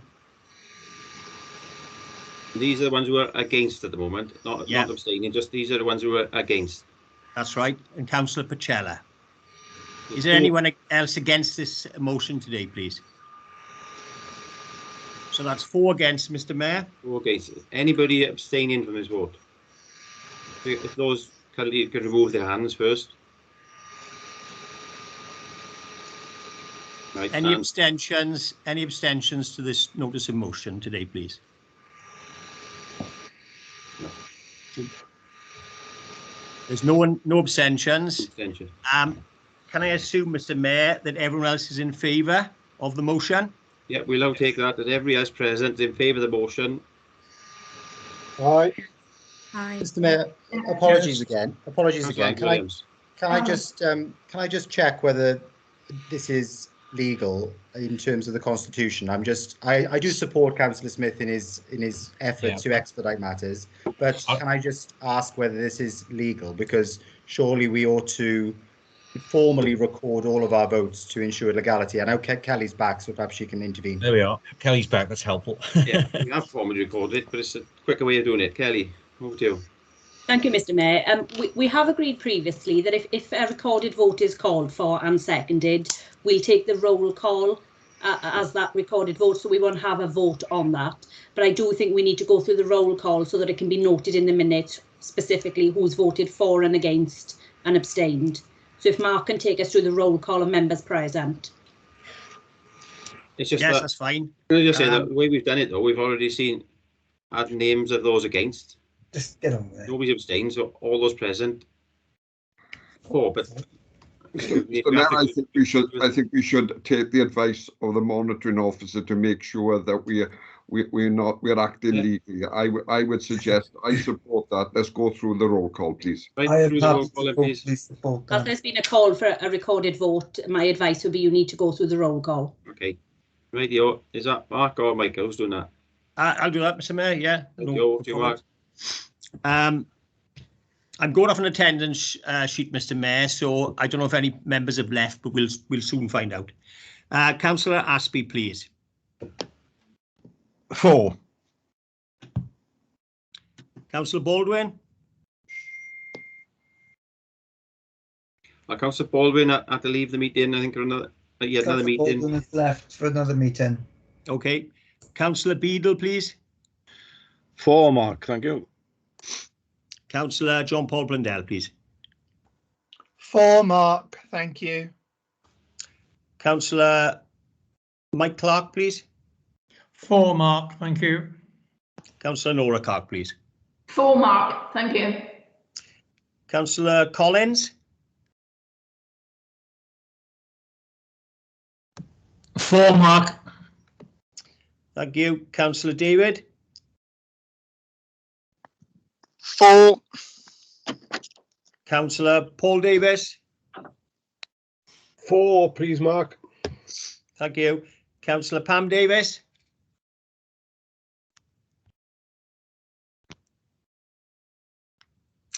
Councillor Pam Davis.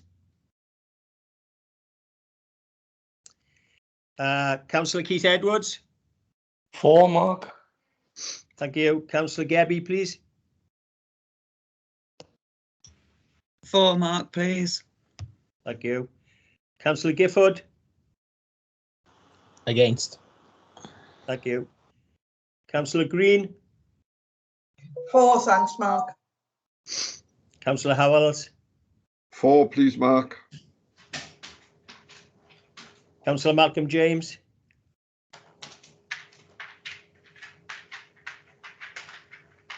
Councillor James.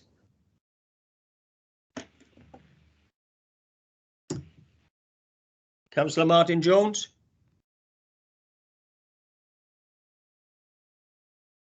Councillor Martin Jones.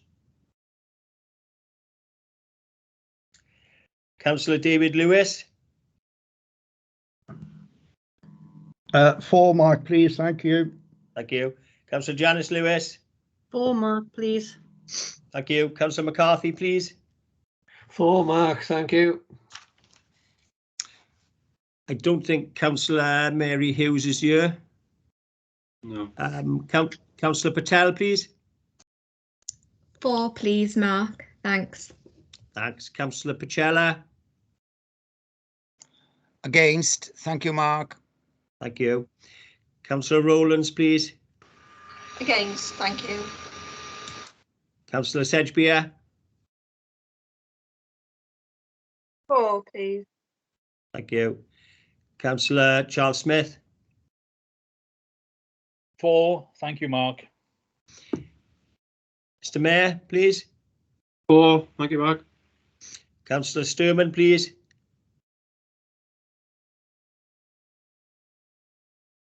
Councillor Sturman. Councillor Gary Thomas.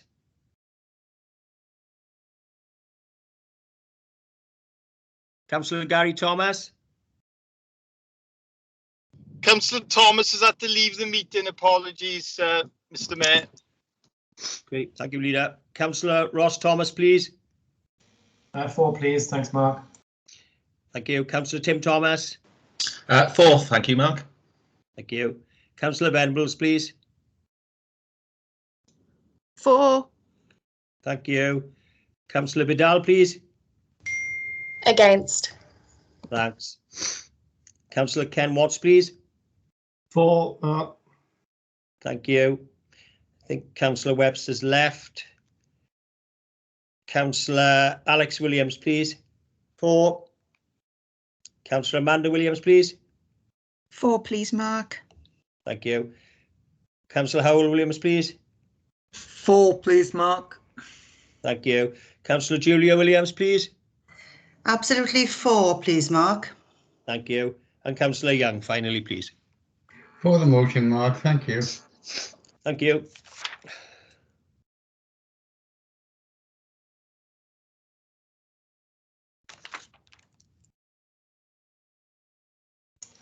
Mr. Mayor, it's Councillor Thomas. While Mark is totting up the votes, can I just thank you for your indulgence this evening? It's obviously been a very long council meeting, and to thank the members who have very sensibly and practically given their contribution to this debate. Thanks very much, Mr. Mayor. Thank you, Councillor Thomas.